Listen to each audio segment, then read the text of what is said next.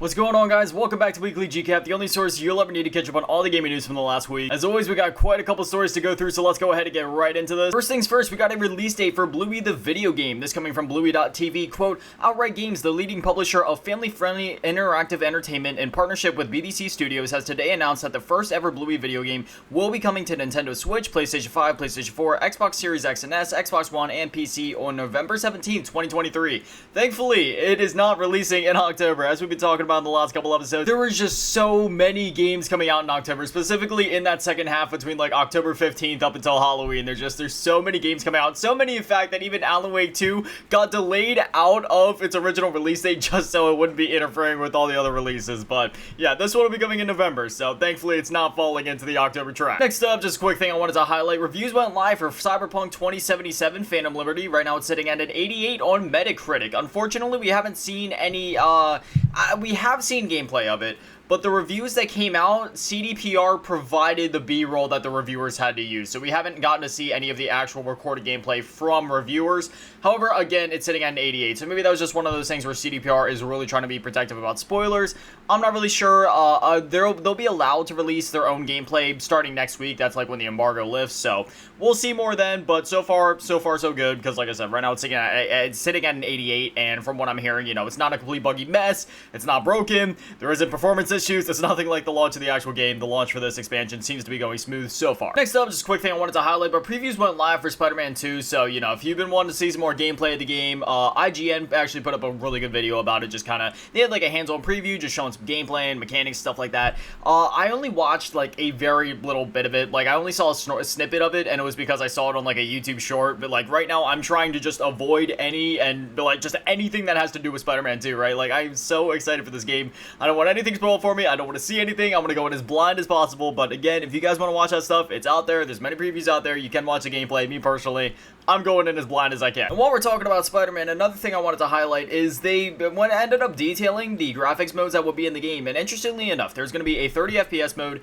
a 40 FPS mode, which I would only recommend using 40 FPS if you have a 120Hz display. If you don't understand why I'm saying that, just look up a video as to why 40Hz works best with a 120Hz display over a 60Hz display. There's a bit of a science to it. And also a 60 FPS mode.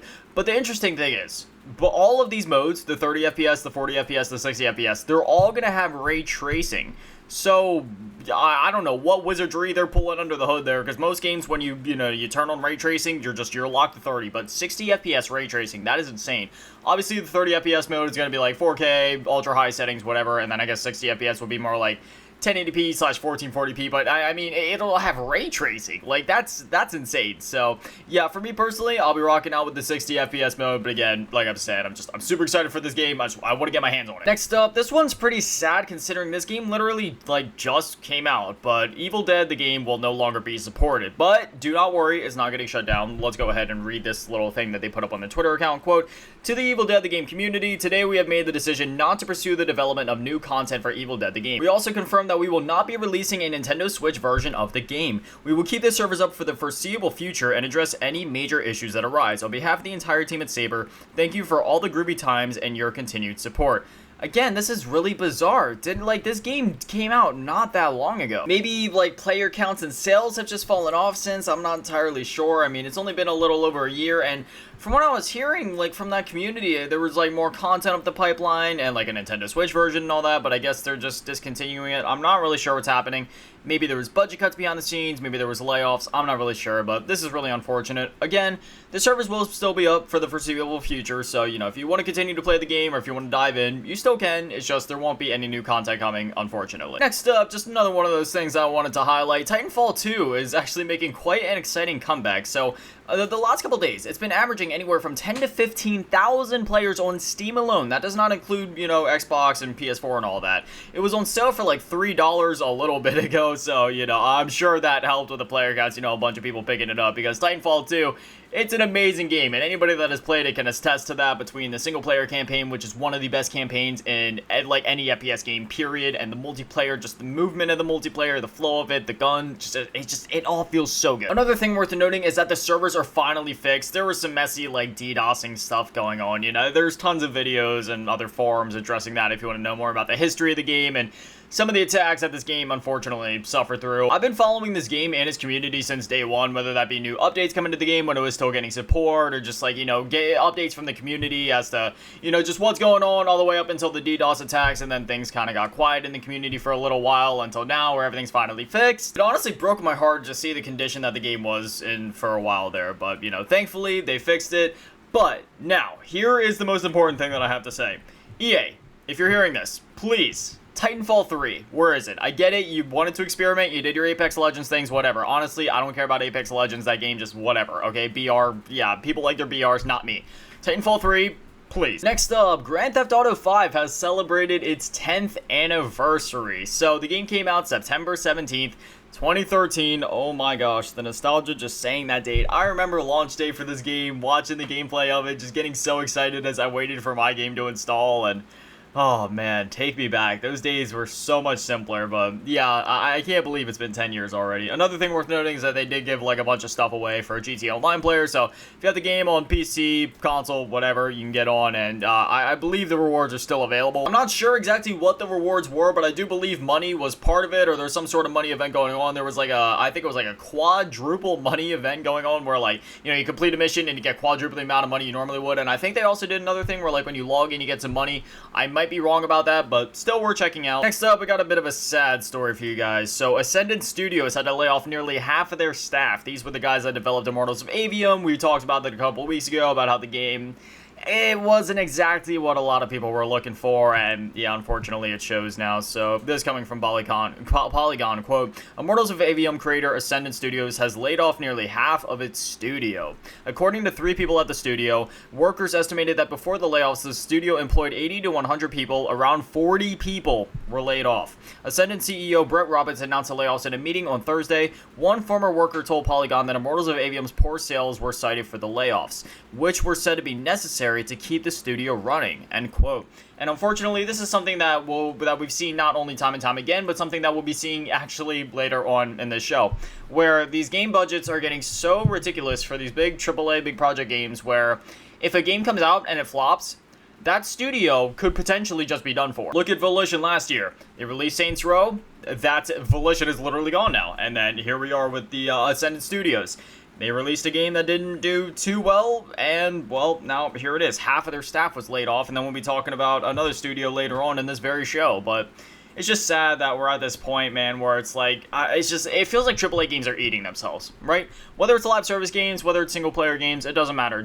Like, these games, AAA games are literally just eating themselves. It's not sustainable. It simply is not sustainable. Next up, while we're talking about that, let's go ahead and talk about the next studio, and, well, the headline for it is that Glen Schofield is leaving striking distance, but there was also other layoffs that, you know, happened during that. So, this coming from Eurogamer, quote, development on the Callisto Protocol ended in June with the launch of its concluding DLC chapter, Final Transmission, and just 2 months later, Striking Distance announced it had laid off 32 employees amid efforts to realign the studio's priorities, aka save money. And now Bloomberg reports Chief Executive Officer Schofield is going to, with Crafton telling a publication he had, quote, decided to pursue new opportunities.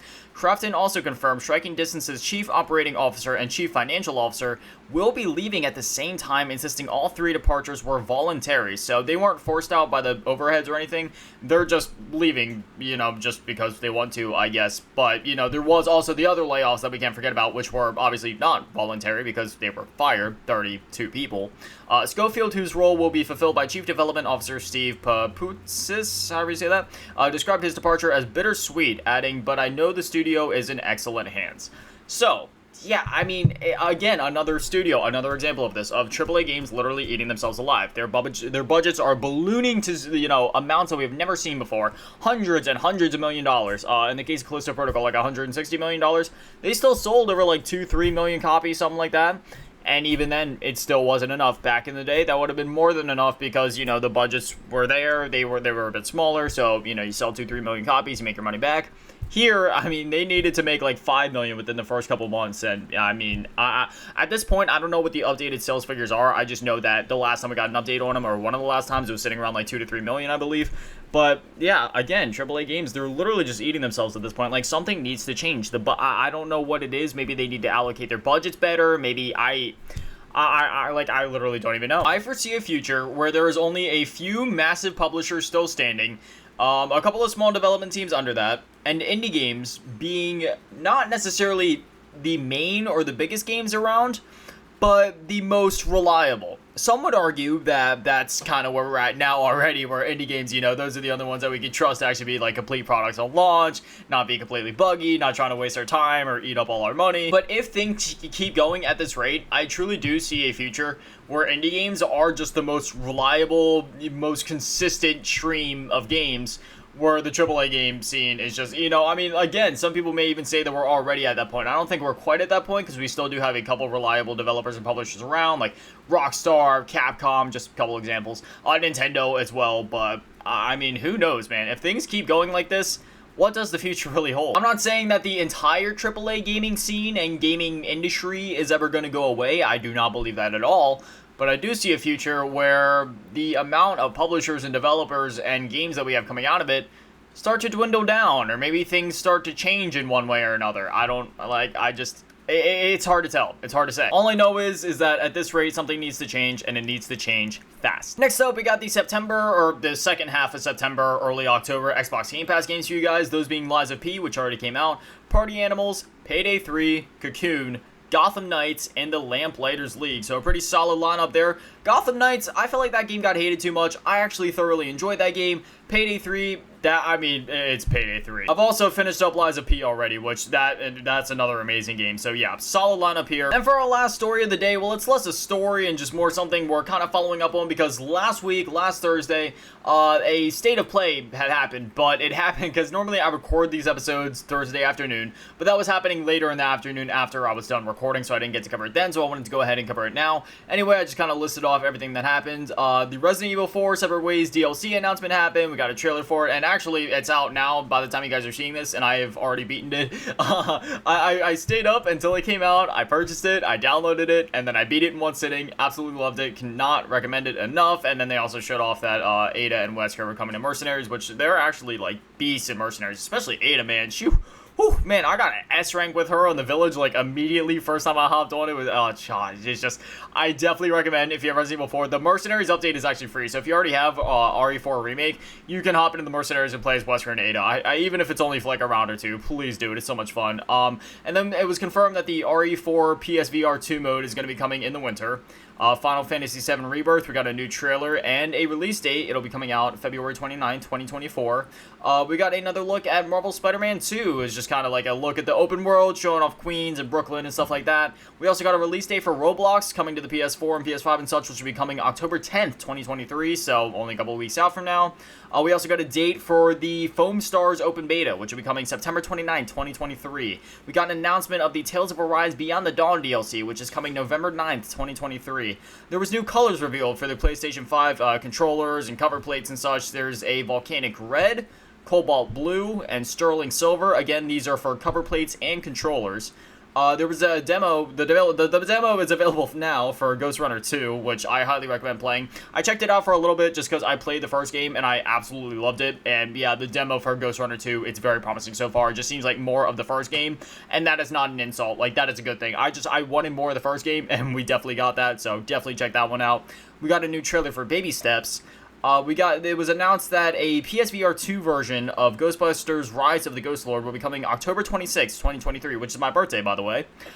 They showed off some co-op gameplay of Helldivers 2, and it was delayed. And they also announced that the game will be delayed until 2024. It was announced that the PS5 version of Honkai Star Rail will be coming on October 11th. Again, so many games coming out in October. I mean, I know Honkai Star Rail has already been out for a while now, but, you know, just another game releasing or getting ported or whatever on a new platform in October. Just so many games coming out around that time. And then we got a new story and gameplay trailer for Avatar Frontiers of Pandora. I'm really excited for this game. I love the Avatar, just like that IP in general, right? There was a bunch of games that came out like about a decade ago at this point, and the movies have obviously always been great. Just, I love that IP in general, so the fact that we're getting a new game based off that IP, I'm so excited for it. But anyway, that was everything shown off at the State of Play. Solid State of Play in my opinion. In fact, I would say that this was a great State of Play simply due to the RE4 Remake DLC announcement alone. I've been waiting for it for so long, ever since the game was announced. I've been waiting for that DLC announcement, and furthermore, I've been waiting to play the Separate Ways mode in this for God only knows how long. I was saying it back when RE4 Remake first came out. But, you know, I played RE4, the original one, for the first time when I was 7 years old, and in a way, I've almost been waiting for this remake ever since. It's been like over a decade and a half at this point, you know, more than that, and yeah, just the, you know, the fact that the remake came out and it was as good as it was just like a blessing. And then we got the DLC, which obviously turned out to be as amazing as it was, and I highly recommend playing it. It's only $10. You know, again, just a blessing. So yeah, man, it made me so happy seeing that get announced, because Resident Evil 4 is literally my favorite game of all time, and I can say that the remake is tied with that original as my favorite of all time. It's just, oh, just such a good game. Resident Evil 4, it's so good. Anyway, that's all the stories I got for you guys this week. Now, I'd definitely love to hear from you guys. What are your guys' thoughts on everything that we talked about this week? Whether it's the recap of the state of play, all the layoffs, and, like, different people leaving these studios and such, and the AAA scene. Like, what do you think needs to change there for AAA games to, I don't know, stop eating themselves, to go back to how they were, like, a decade ago, or even a little bit more than a decade ago, back to, like, you know, the late 2000s? Just whatever it is, whatever you're thinking, I'd definitely love to hear from you guys. Anyway, this is Weekly GCap. No episodes go live every single Friday at 9 a.m. Eastern, so if you want to catch them as soon as they go live, well, then I know to be here. But anyways, that's going to do it for me, guys. Thank you guys for watching. Have an amazing day and an amazing weekend. Stay beautiful. I love you all. Peace.